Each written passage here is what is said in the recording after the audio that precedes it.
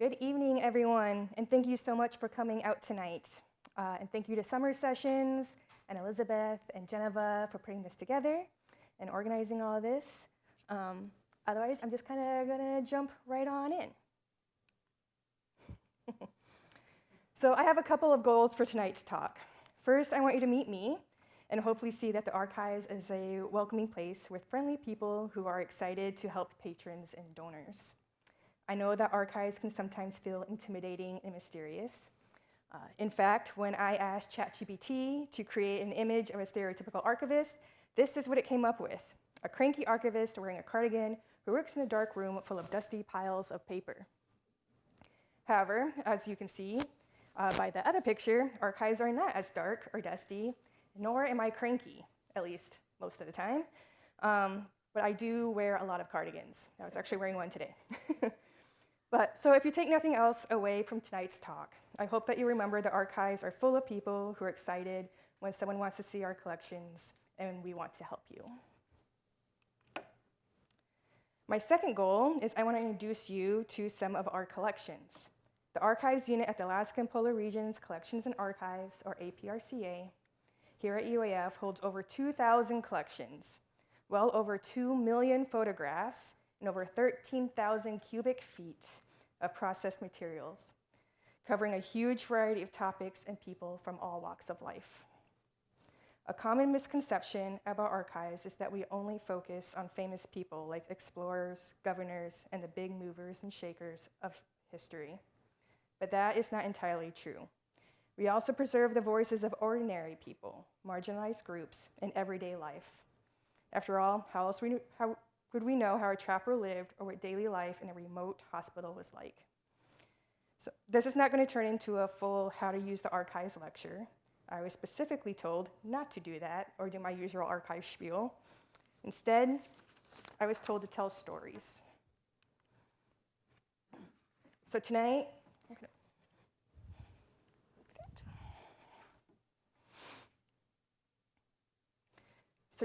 I want to introduce you to 3 people in one community. 3 ordinary people who found themselves in extraordinary situations here in Alaska, and one story about Fairbanks coming together in a time of crisis. One thing that connects tonight's stories is that they survive through primary sources created by everyday people: a missionary, a woodcutter, a young guide, and thousands of Fairbanksians whose experiences were preserved through photographs, newsletters, diaries, reports, newspapers, and personal recollections. Before I begin, I want to provide some brief disclaimers. Some of the stories involve death, illness, and violence. The first account especially contains descriptions of conditions during and after the influenza epidemic in rural Alaska, and it's very sad. Because I will be reading directly from historical documents and transcriptions, some passages may contain outdated or offensive language. As archivists, we generally do not alter or censor historical records, even when the language reflects attitudes or terminology we do not use today. Also, I should probably say up front, I am not a historian, I am an archivist. So tonight, I am not going to present some grand interpretation of Alaska history. I really just want to share a few fascinating stories from our collections and some of my reflections, and hopefully give you a sense of the kinds of voices and experiences we have preserved in the Archives. I also ask that you hold any comments or questions until the end to help with the flow. The first story comes from an unpublished title titled "Alone with Death on the Tundra," written by a missionary woman named Clara Pauline Faso, who was stationed at the Teller Lutheran Mission, which later became the Breivik Mission, during the influenza epidemic of 1918. As there are no photos associated with the collection, it's really just the manuscript. I did some sleuthing in our stacks, and I think I may have actually found a couple photographs of her. So she's standing next to the mission's teacher, Mrs. Georgine Inesvet, here, and I marked her. Statistics can tell us how many people died during the influenza epidemic, but primary sources tell us what it felt like to be there. Here's the ordeal in Faso's own words.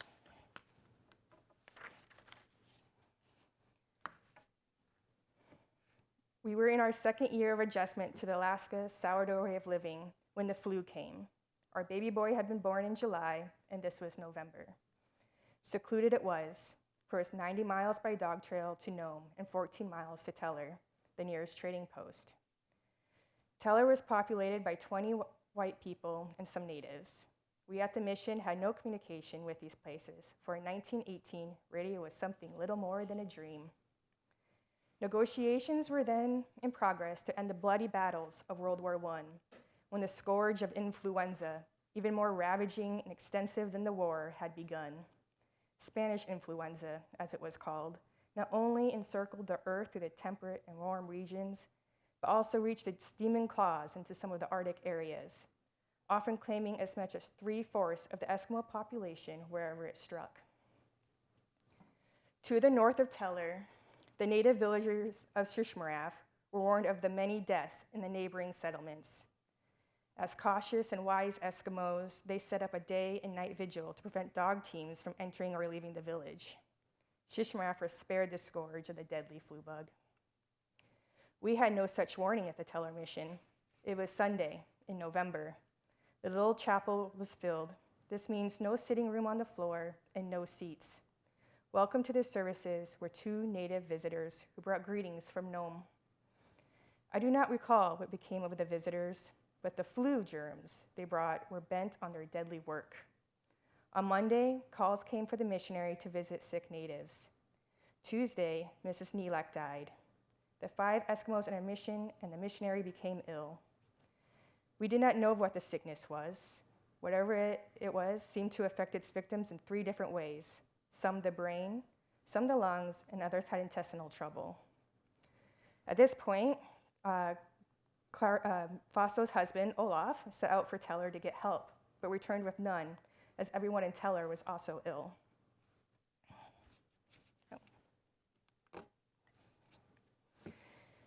As he unhitched the dogs after the strenuous and futile attempt for aid, he looked up to see a staggering form through the tundra twilight. It was Alaluk, a woman reared at the mission. She spoke in fluent English. "We are in need of spiritual help. Will you come with me?" The missionary's answer could only be, "I will come." The 2 figures staggered back to Alaluk's igloo. There, lying on a cot, was a very sick child. Her father, Anakartuk, was huddled and shivering beside a cold oil drum. All of their store of driftwood had been burned. It was cold, but somehow a strange light and warmth filled the room as they read together the 23rd Psalm and joined in prayer. The 3 then staggered the quarter-mile back to the mission with little Ernak on a sled. The 3-year-old lay 2 days unconscious with what appeared to be a brain fever when death relieved her. 2 days later, Anakartuk, too, passed on. Alaluk, an expectant mother, developed pneumonia. A few days later, after expressing her content to join her husband and child in death, Alaluk said goodbye and thanked us for what we had done. Because of his trip to Teller, Olaf had a serious relapse. So for 3 weeks' time, I was the only person walking. Each day, more and more sick people were added to our number at the mission, until I wondered what spot the next one would occupy. It was a long, cumbersome story when it came to making daily turns with fuel and care of the sick with no toilet conveniences. I was not a muscularly strong person, but I do believe that superhuman strength was given me to lift tubs of coal as I was hauling fuel to run 6 stoves at 35 degrees below zero. The November daylight at Teller mission is hardly 4 hours long, so I worked into the twilight to finish my outdoor chores. Besides hauling coal and tending stoves, I had to chop ice in a creek about 30 yards away and melt it for drinking water. For wash water, I could cut the snow with a saw and carry the chunks into an oil drum connected by pipes to the cook stove. There were 17 dogs to feed. I climbed to a loft in an outdoor storeroom to get dried salmon and blubber, which I supplemented with the cooked meal. The long Arctic nights dragged on and grew longer and deeper. Although the mission was filled with people, I was alone. There was no one to converse with. My husband was deliriously driving dogs in his sleep. The sick were constantly moaning and groaning. Outside, the loose wild dogs howled like wolves. One night, after the nightly rounds of my patients and caring for the baby, I fell exhausted on the bed. I was sleeping heavily when a dog howling close to the window startled me. I jumped up and talked to myself. I asked, "Is this real or only a bad dream?" Seeking an answer, I stepped out on a doorstep from which I could look over the frozen sea and into the heavens where the moon and stars shone on glistening snow when nights were clear. But what was this? I stood awed by the splendor of an immense curtain of gorgeous rainbow colors hanging from heaven to the sea and swaying from side to side. Is this the Lord's return? I pondered. I stood dazed in expectancy. The bitter cold soon made me aware that God was still on his throne, and I need not despair. I was not alone, for he was with me. A few days later, I noticed great improvement in all the sick. It was a happy day for me when others began to walk about. Some of the Eskimo children began to do little jobs. Then my husband and later Georgine were able to be about. They acclaimed me a good doctor and nurse. Could it be that Epsom salts and caffeinated oil were efficient remedies for the flu? They were all I had. When people from Teller finally were able to visit us, they hesitated, watching as they approached for smoke from our chimney before they ventured to rap on the door. Needless to say, they were shocked at what had taken place, but happy that some of us were still alive. The visitors and the local survivors then set out to the surrounding areas to try and find other survivors. One igloo had its sealed gut window on the roof broken. As the party of men looked down through the opening, they saw several corpses. Much snow had drifted in. Luckily, one thought he saw something move in the corner of the igloo. As they shouted down, 3 frightened children popped up from under the deerskins screaming. They virtually had to be captured, for they seemed to be in a wild stupor. The children had kept themselves alive on a package of oatmeal. When brought to the mission, they were like hungry animals and had to be spoon-fed for fear they would overeat. The coal-black hair was gray with lice. We trimmed it short and applied the usual ointment. This became the most routine from day to day. In another igloo, a girl was living all alone with the rest of her family dead around her. She couldn't tell how long they had been there. In an outlying settlement, 4 children were found alive, several adults having died. All the wood and everything in the glue that would burn had been used for fuel. The children had slept warm in their bedding of skins. The little girl of 7 years had saved her baby brother's life by keeping cans of milk thawed between the body heat. These and other children increased our mission family to 46 orphans. Only 8 grown-ups were left in the nearby settlement. To supply bedding for our big family, the missionary made several trips to the village, gathering the skins from under many bodies. A trip to North with 2 dog teams for clothing had a wonderful response from the Army base there. Soldiers' uniforms were made over for the boys. For the girls, we made over clothing from other sources to fit them. Never have I known sorrow and joy to mingle as they did on that Christmas of 1918. We enjoyed Christmas with the usual broomstick made into a Christmas tree, by threading dwarf willow boughs through holes in the broomstick and winding green paper. Cranberries and popcorn were strung and candles added for light. After singing carols, we closed our program within the sweet by and by in Eskimo language, as it had been translated by an architect. After Christmas, 76 bodies were hauled like wood on dog sled and placed side by side in a long trench steamed out of the frozen tundra with mining machinery to a depth of 6 feet.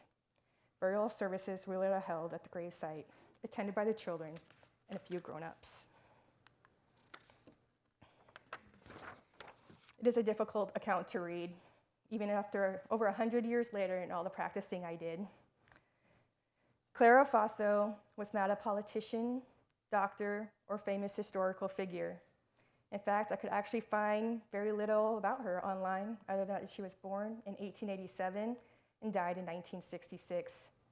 She was simply someone trying to help people survive and navigate a terrible situation. Because her memoir has survived, we can still hear her story, her voice, over 100 years later.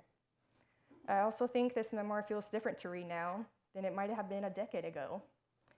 Even though these events took place more than 100 years ago, many of us now have our own experiences with isolation, fear, illness, and uncertainty that comes with living through a pandemic. Obviously, our experiences are very different from what Mrs. Fossa witnessed in rural Alaska in 1918. But I do think that it allows for us modern folks to connect emotionally with these accounts in ways that might not have been before. It gets happier. Some of the stories we hold in the archives are less tragic and more strange. The next story comes from the diary of George Pilcher, a woodcutter who lived along the lower Yukon in the early 1900s. Pilcher arrived in Alaska in July of 1898 during the Klondike Gold Rush era, and eventually made a living cutting and selling firewood to the steamboats that traveled along the Yukon River. Pilcher appears to have moved his woodcutting operation frequently, establishing a new camp nearly every summer. Because of that, I'm not entirely sure where his cabin was located at the time of the story, but it was somewhere on the lower Yukon. Dr. Terrence Cole writes about Pilcher's ordeal in Wheels on Ice. He was an atrocious speller, but his diaries, written mostly in pencil, are as informative and exciting to read as any account of early days in Alaska. This particular story begins in January of 1908. January 25th, 1908. A fine day, but it is blowing and snowing tonight. Today will long be remembered as a sensational day of my life, and I am alive tonight only through the kind providence of God. A murderer and robber came to my cabin at noon, was made welcome, and ate a hearty dinner. After dinner, he got ready to go on, and then when my back was turned, he placed a .38 caliber Iver Johnson revolver at the back of my head and fired. When I whirled around, he fired again full in my face. Each time the revolver was nearer than 3 feet from my head, and I felt the puff distinctly both times. He then turned and fled while I was after my shotgun. Nothing but the hand of God deflected those bullets from their fatal mission, and a grateful heart tonight sends thanks to heaven. The culprit, unworthy to be aboard on earth, escaped with his life unhurt.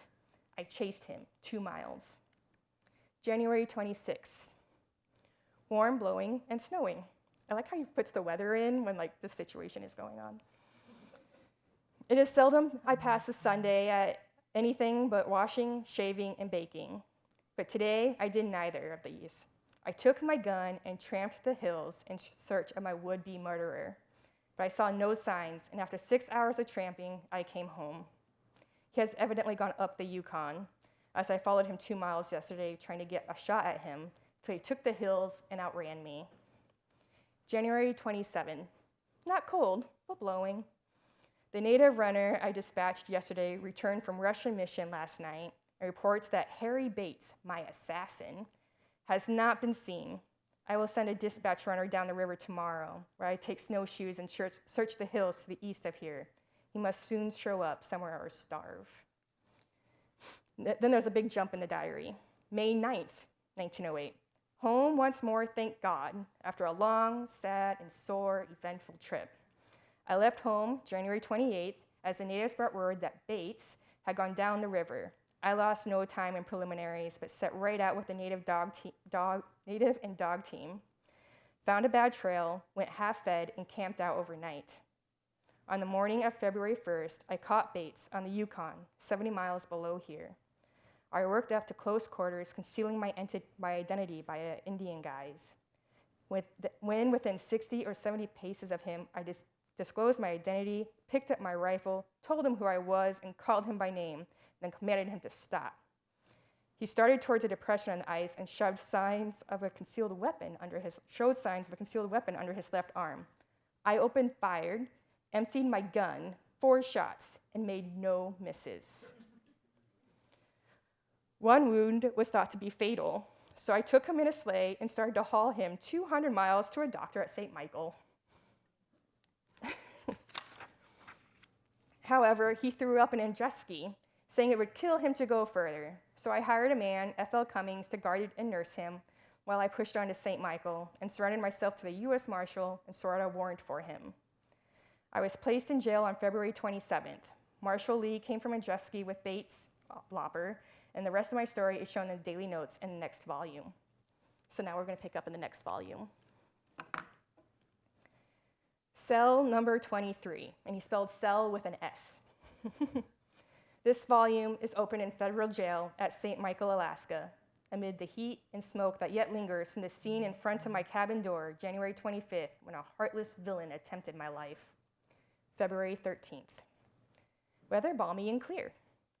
I am in St. Michael jail, awaiting a hearing for shooting Harry Bates, alias Lopper, whom the U.S. Marshal started to jet ski yesterday to fetch. I am in comfortable quarters and have plenty of everything and pleasant companions. Sophia Belkov has sent her phonograph over to the jail, so we get an afternoon diversion of music.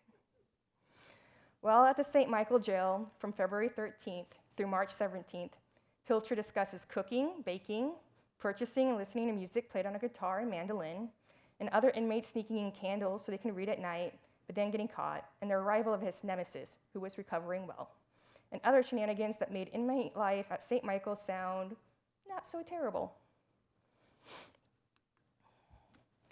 March 17th, 17 degrees below zero. The deputy marshal arrived from Nome last night, and we all started for Nome at 3 p.m., made 18 miles, and stopped at Harry Michael's Roadhouse.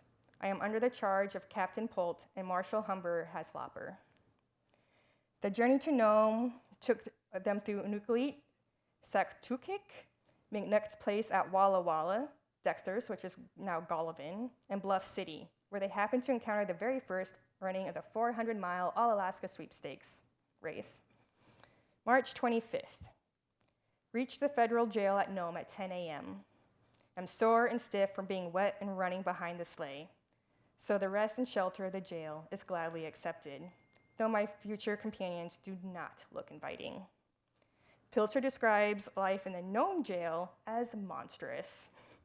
Unlike the comparatively comfortable conditions at St. Michael, he complains constantly about boredom, poor living conditions, and not being allowed the basic hygiene items that he wanted. April 7th. I was before the U.S. grand jury all forenoon and was dismissed from custody at 5 p.m. Was taken in tow by the proprietor of the Nome Gold Digger and ex-secretary of the Miners Union. This is election day in Nome, and the usual frontier tactics that witnessed 25 years ago are preserved. Whatever that means. I don't know. April 11th. I interviewed Judge Alfred Moore about my relations with Lopper. He, the judge, said that no doubt I had rendered a service to the country, but that my conduct, though commendable, was not formal, and I could expect no pay. But no doubt my conscience would reward me. So I am dead broke. I had to borrow $5 and am 550 miles away from home. April 13th. Lopper was sentenced to 3 years at McNeil Island. I am preparing to hike on a bike for home. And yes, I said bike, as in a bicycle, in the winter. From April 16th through May 8th, Pilcher bicycled home across Alaska 550 miles. Along the way, he suffered badly from snow blindness, and when his tires repeatedly went flat, he stuffed them with rope just to keep on moving. As spring arrived, the trails began turning to slush and mud, but somehow he just kept on going anyway. May 8th, froze and hard snow flurries. I mushed part of the night, stopping frequently to make tea to keep me awake and moving. At last I reached home, a sore and sorry man. I find Fred Krueger had been here and fixed the boat up, so all is well, and my place is in good shape. The entire ordeal lasted roughly 3.5 months, and Pilcher later referred to it simply as the tragedy. At the time, it was obviously a very serious and frightening experience for Pilcher, though parts of the diary read a little differently today because of how dramatically the story escalates and Pilcher's questionable actions. Official records might tell us that a crime occurred and that arrests were made, but a trial took place. But Pilcher's diary lets us experience what it actually felt like to live through it day by day. In the archives, we preserve the human side of history, the boredom, the frustration, exhaustion, humor, and strange little details that a lot of the formal records leave out. Like Pilcher's diary, our next source is a first-hand account. This time, however, the writer would eventually become part of one of the most famous stories in Alaska history.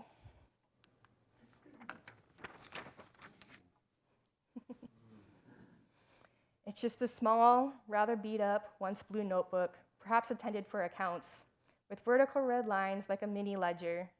The pages are bound with top stitching, and the cover's layers are peeled apart. On one cover, now so faint that most of it is just an imprint, is handwritten, Diary of Mount McKinley, Walter Harper, June 13th. This is from Yvonne Mosé in her article, The Ascent of Denali. Harper's grandniece captured the diary perfectly. It isn't a grand leather-bound journal or the official expedition record. It's a small, worn notebook. Yet inside the battered notebook is Walter Harper's first-hand account of becoming the first person to stand on the summit of Denali.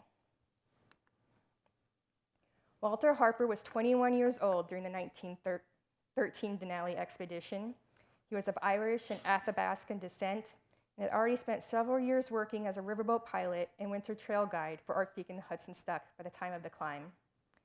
The climbing party itself included Hudson Stuck, Harry Carsons, Robert Tatum, Walter Harper, and two young helpers referred to as Johnny and Isaias. In her book, Walter Harper, Alaska Native Son, Dr. Mary Erlander notes that Harper's diary often downplays the challenges and hardships faced by the expedition. If his diary were the only account to survive, we would have a very different understanding of what happened on that mountain. Fortunately, the diaries and recollections of the other climbers help fill in the gaps. It is a good reminder that every historical source provides one perspective, and it often takes multiple voices to build a fuller picture of the past. I want to read to you some of the selected excerpts from Harper's diary, which we hold the original of. So let's start on April 15th. The day one of the helpers left back for Nenana, while the rest of the party began the long process of hauling supplies farther and farther up the mountain. April 15th, 1913. Isaias left this morning for Nenana at 8:30, and Johnny and I stayed in camp till noon, cutting some wood into blocks and getting it ready to be hauled up the Muldrow Glacier. After lunch, we hitched up the dogs and went down 3 or 4 miles below our camp and brought up some willows for firewood, while the Archdeacon and Mr. Tatum stayed in camp and made some biscuits, and Mr. Carsons worked on the ice creepers. April 16th. Johnny and I took each a load of freight over the divide of the Muldrow Glacier, each having 3 dogs to one sled, while Mr. Carsons and Mr. Tatum went on and up the glacier and breaking and marking out the trail. April 18th. It was about 2 in the afternoon. We got to the end of the trail, which Mr. Carsons and Mr. Tatum had previously broken and marked. After having some sourdough hotcakes, Mr. Carsons took his sounding pole and went ahead cautiously, testing every step of the way. And 1 mile further, we decided to camp. April 19th. While Johnny and I were freighting, the Archdeacon, Mr. Carsons, and Mr. Tatum went up the glacier. While making their way over a crevasse, lost the sounding pole. April 22nd. It was very cloudy this morning. The ridges on both sides are invisible. We waited till noon before we attempted to go up the glacier, and then each tied the climbing rope around him, stringing into a long line. The first time I have ever been on the line. The work was very interesting and exciting for a while, but after standing around and getting one's feet cold, one gets very worried. April 23rd.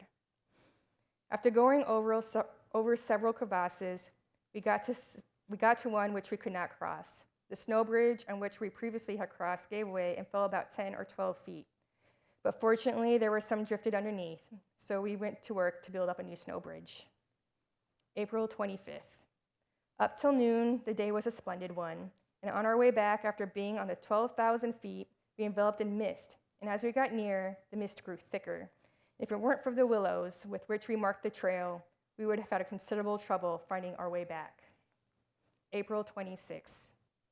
We had a little trouble in crossing some of the crevasses with the dogs. In one place, poor old Snowball fell through, and Mr. Carsons tried to pull him up with his harness on him, and it broke, and he fell to the bottom. So they let me down with a rope, and I tied a rope around his body, and we were both hoisted up. Snowball was okay. It was Harper's favorite dog, too. The next few days are of the crew moving supplies from camp to camp with increasingly deteriorating weather.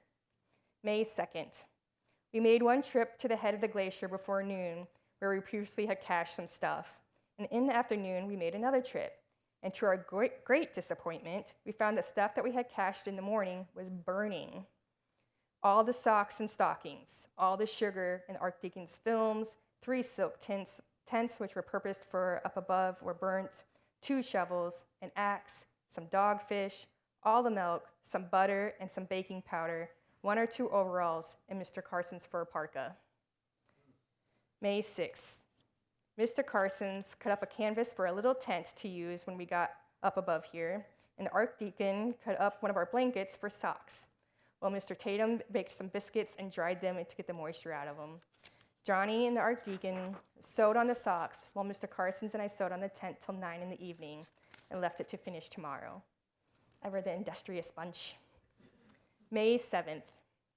We saw the finest avalanches this morning coming down from the north ridge of Mount Denali, one after another, shaking the whole Muldrew Glacier as it struck it.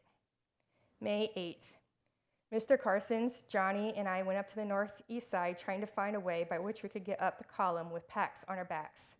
We got just halfway to it, cutting steps every foot of the way. Cutting steps is a long, tiresome business. May 13th. We lay in our tent all day. It was very cloudy both below and above, and we did not dare venture upon the ridge for fear of avalanches.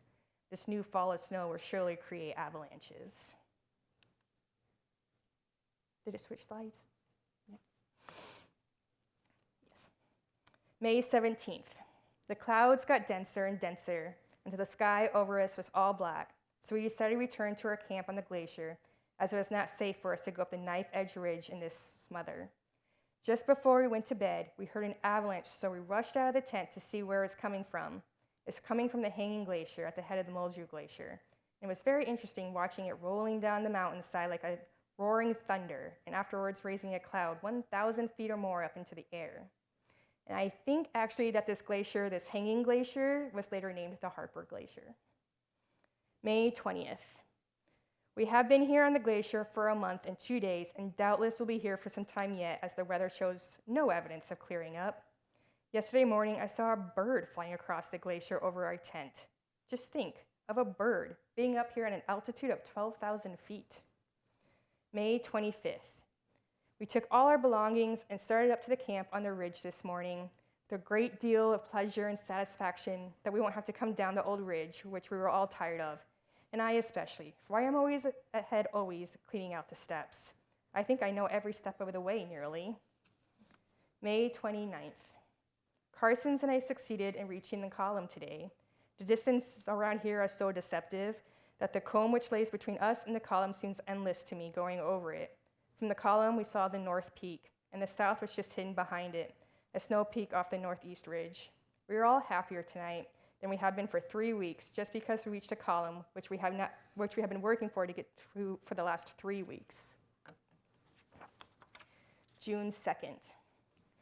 After we pitched a tent and had lunch, Carson's and I went up to the basin, and we used the creepers for the first time on this trip.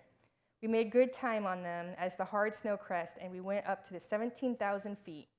We saw Parker and Brown's tracks up one of the slopes, which had been tramped 1 year ago. June 3rd. It blew all night and part of the day. For the first time on this trip, I suffered with my feet. They were so cold, I had thought that they were going to freeze.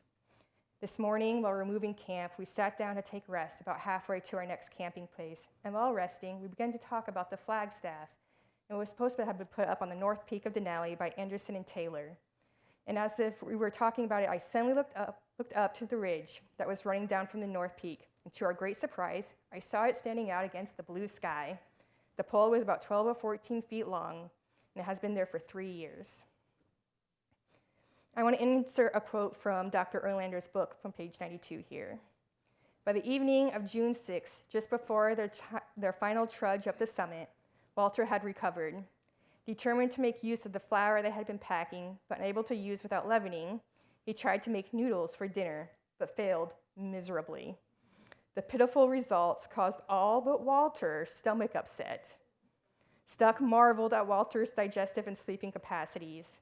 After resting for 3 hours, the men rose at 10 p.m. in bright sunlight, lit the premise stove, and gathered around it. June 7th. We went to bed last night at 7 o'clock with the intention of rising at 1 or 2 in the morning to get started for the summit. We lay in bed until 10, but could not go to sleep, so we got up, lit the premise stove, and sat around it. Mr. K had a headache, and Tatum had another, and the archdeacon could not move without losing his breath, and our spirits were pretty low.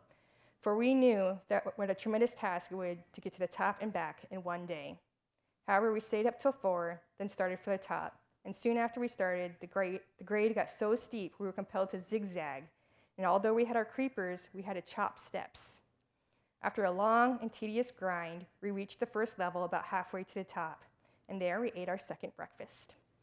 And from there, we plodded slowly but steadily. It was 1 o'clock when we got to the top. I was ahead all day and was the first ever to set foot on Mount Denali. Dr. Erlander mentions that Harper did give an excited shout when he got to the summit, though of course he doesn't mention it in his own diary.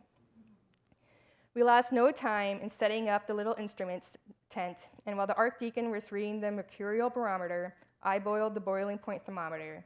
It's extremely cold, and there was a keen wind blowing and could not stay long. They stayed for a total of an hour and a half. Then made it down to the glacier camp the following day. June 9th. We started for our base camp this morning at 10 o'clock. When we got down about halfway to our first glacier camp, the smell of the air was somewhat changed to our nostrils. And we supposed this to be from the green grass and the flowers from the lowlands. Our old trail still held, but some of the snow bridges across the crevasse were either fallen or the crevasse widened, and we could no longer hold us, and we had to find other ways around them. About halfway from our glacier camp to the glacier pass, the walking was very hard. The snow was all slush, and underneath it was all water. When we got to the pass, we left the sled that we had been pulling all day and put packs on our backs and made our way down to base camp and found Johnny well and happy and all the dogs, including Snowball, rolling fat. It was a wonderful transformation we went through today. This morning, we were at a glacier camp in the season of winter, and now we are at the base camp in the season of summer, thus jumping from winter to summer in one day. One of the reasons I wanted to include the Walter Harper diary is because despite becoming part of one of the most famous stories in Alaska history, the diary itself feels surprisingly ordinary. Most of it is hauling supplies, cutting steps into ice, dealing with weather, and trying to make camp. Harper was not writing like someone trying to become famous. He's just documenting the work he was doing day by day. At the time, it was probably just another notebook to him, and now it is part of the historical record.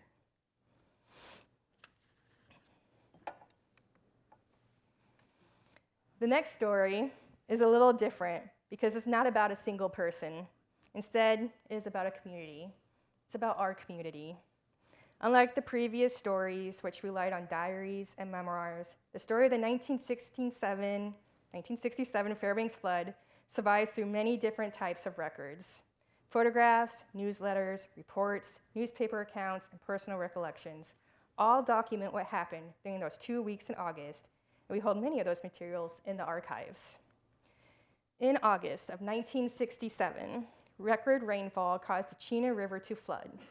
By August 14th, the Fairbanks Daily News Miner reported that the river had already surged 1.5 feet above flood stage.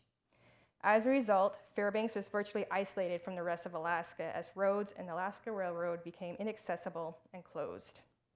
By the following day, the river had risen several feet above its banks and was pouring through Fairbanks.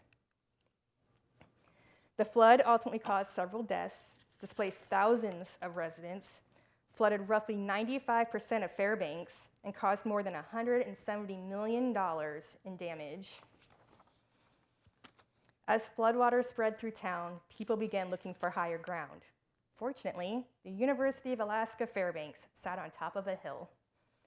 As it turned out, the university was surprisingly well prepared for the situation. Only a few years earlier, during the Cuban Missile Crisis, the university had developed emergency plans in the event of a large-scale disaster. And well, the flood was a large-scale disaster. On the evening of August 14th, University President William Wood announced that the university would become would welcome anyone seeking shelter. And they came. At first, they arrived by foot, by bicycle, pickup truck, car, and camper. As roads disappeared underwater, others arrived by canoe, riverboat, and eventually helicopter.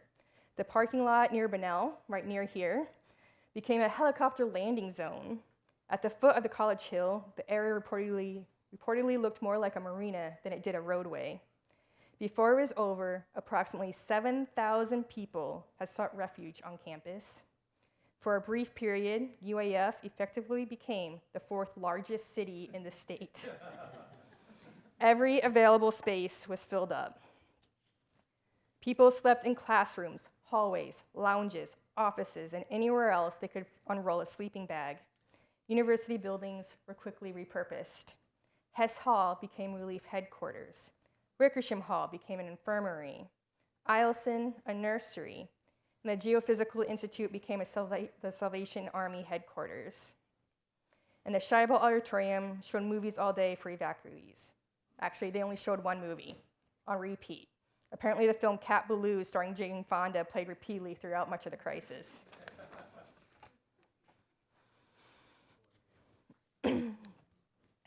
The university even published its own newspaper for refugees called High Water News.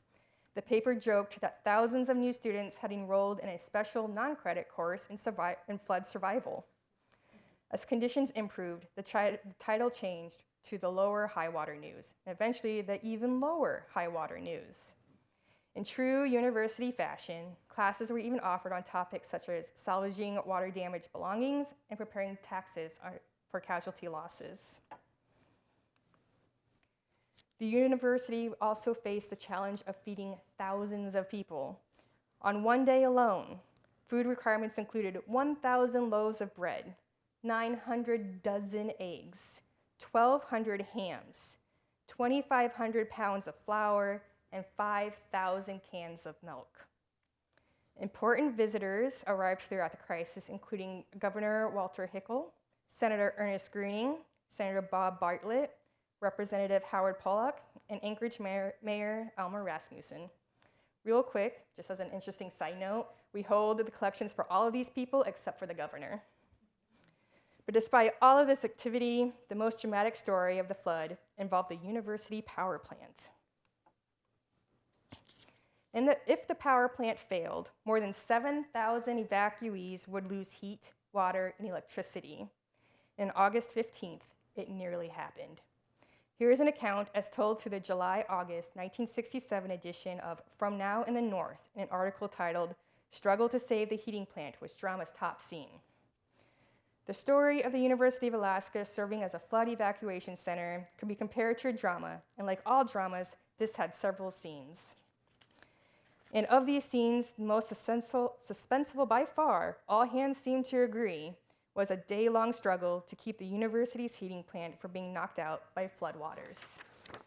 At stake in this battle were light, heat, and water for more than 7,000 flood victims who had been evacuated to the campus.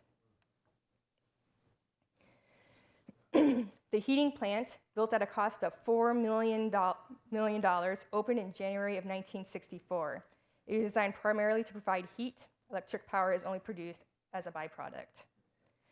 Under normal circumstances, the Golden Valley Electric Association supplies the bulk of the university's power needs. The same waters that KO'd GVEA began to advance toward the heating plant situated on the lowest part of campus, and engineers realized the plant could be flooded. At that point, the battle started. I need battle music here. I think that would be great. At first, 2 bulldozers and a front loader were used to begin building a dike. When the water began to rise faster than the dike could be built, a call for volunteers was issued.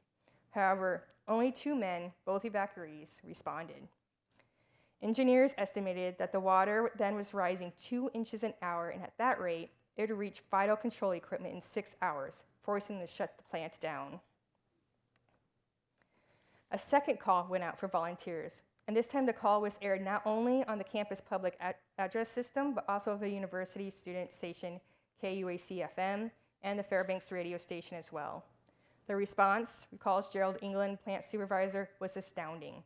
"I've never seen anything like it. They started coming over that hill like caribou. men, women, and children. The volunteers, most of them flood refugees, grabbed shovels and waded into waist-high mud and sludge to fill sandbags for the dike. At the same time, a call went out for pumps. Water coming from a utilidor that extended from the flooded university warehouse to the west to the plant basement was rising in the basement faster than the pumps on hand could remove it. Another major problem was the shortage of long hoses. The pumps removing water from the basement were equipped with hoses only long enough to carry the water to an area immediately adjacent to the building. That area was inside the dike being constructed, and at one point the water inside the dike was higher than the water on the other side. A call was issued over the radio stations for additional equipment. Neighboring residents responded with a variety of pumps, but none had hoses. After another urgent call, hoses were brought in, and the plant workmen hurriedly improvised a Frankenstein-like maze of pumps and hoses, and the fight to keep the water down jumped into a higher gear. By 5 p.m. of August 15th, the battle to save the plant had gone on for 9 hours, and at that point, the army of volunteers and plant workmen were staying even with the flood waters. From 5 to 6, the water rose to within 1.5 inches of the control equipment, and the situation looked grim. But a counterattack by the pumps and the volunteers gained back 1/2 inch, and that's the way things stayed for the next 4 hours, a stalemate. At 11 p.m., the U.S. Army rushed a 12,000-gallon-a-minute pump to the scene, and after that, the battle quickly turned. The flood waters retreated in the basement, and the fight to save the power plant was won.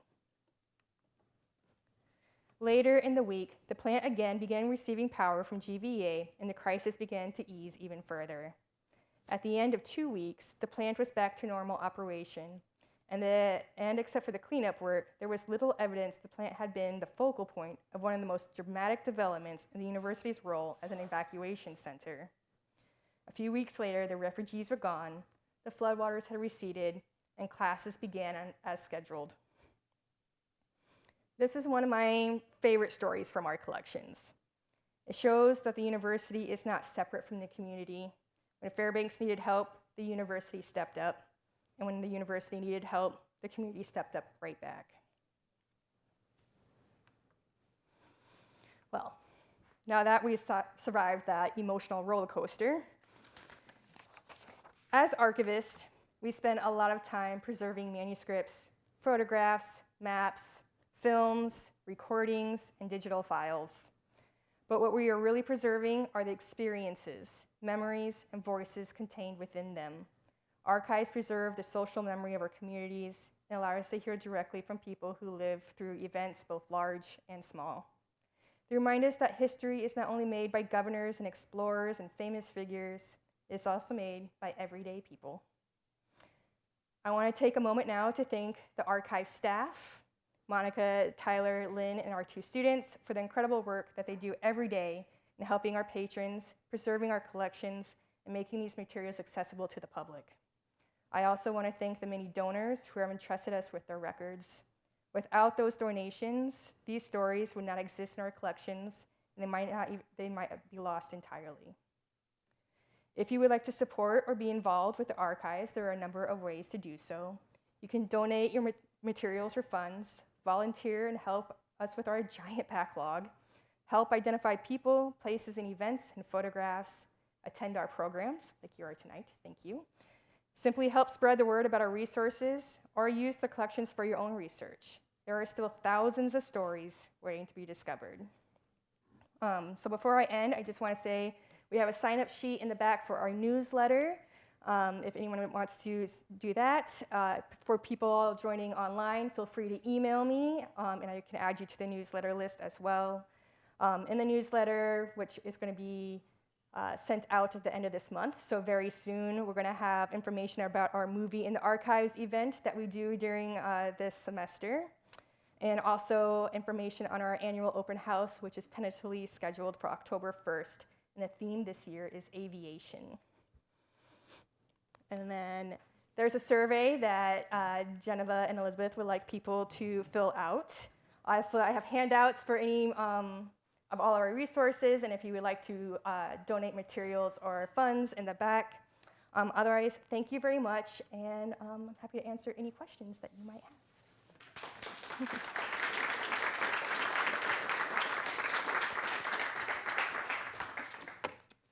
I've been told that I need to give this microphone to people who ask questions so that the people online can hear what's being asked.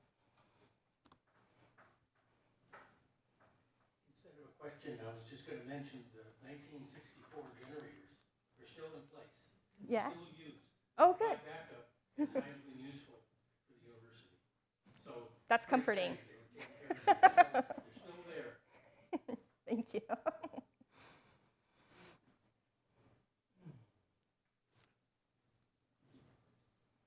With the tons of information that's available out there, just within the city and the state, or our community alone, are there certain materials that you just can't accept or won't accept to go into the archives? We do have. And how do you decide? For sure. So we try to stick to within our policy. So generally for here in Fairbanks, I say if it has to do with the interior and farther north, I would generally accept it. And then also, we don't take publications, anything that's like mass produced, we don't take in the archives. We love photographs, we love diaries, that sorts of things. So I look through them as we get them in to decide to see if I think that researchers would appreciate them and use them. Did that answer your question?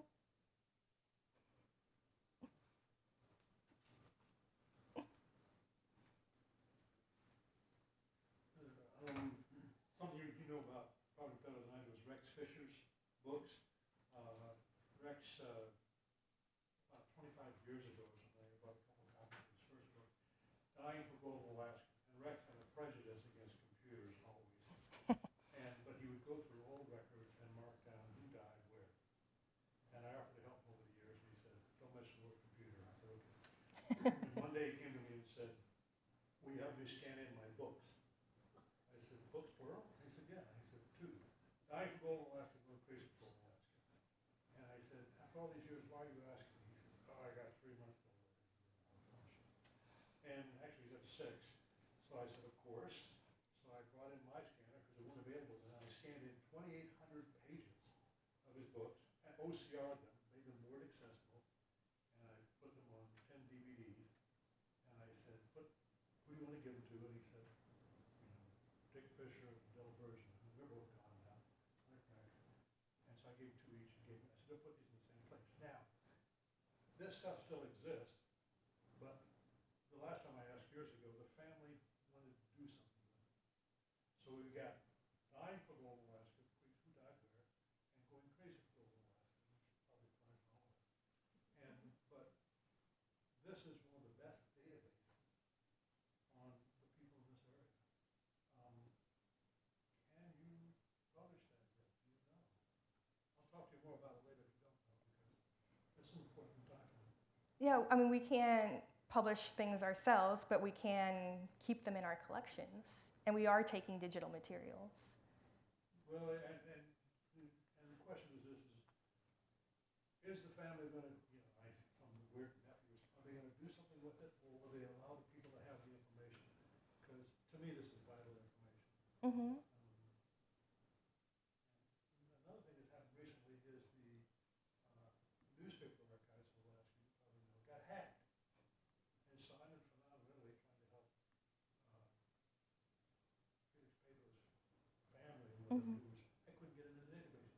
And I came home and went to the library. What the heck is it? It got hacked. We can't get into it. It's kind of half unhacked now.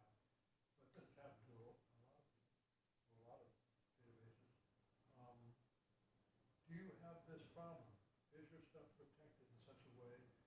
And I say, save your stuff offline, because apparently, I don't know who's doing this, but it's AI. I mean, they're hacking everything.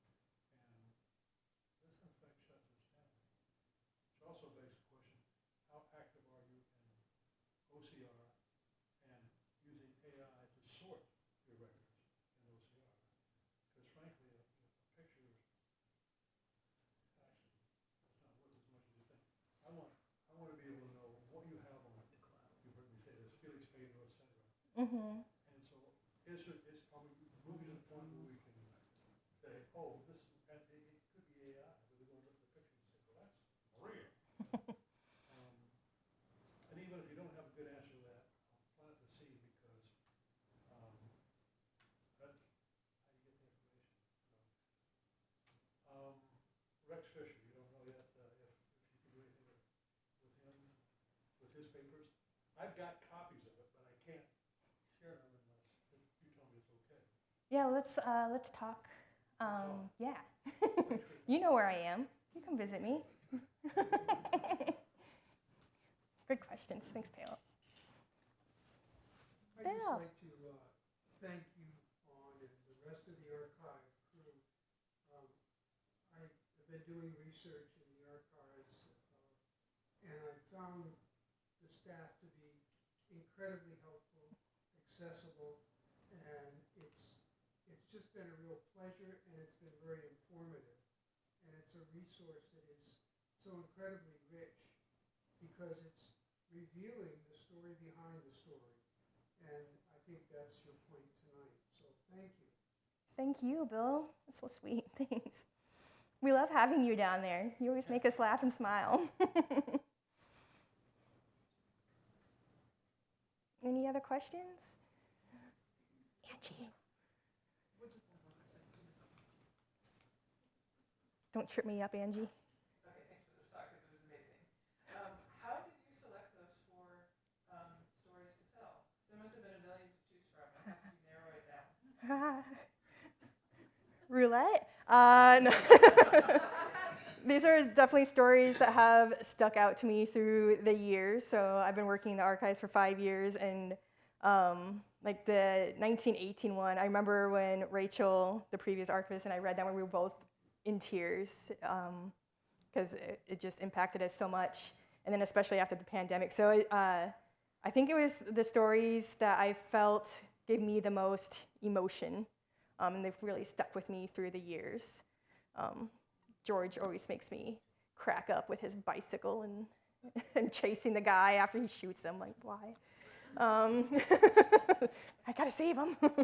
But yeah, they're just ones that have really stuck in my memory. And I'm sure as time goes on, I'll get more and more and build up my own little brain database of fun stories to tell.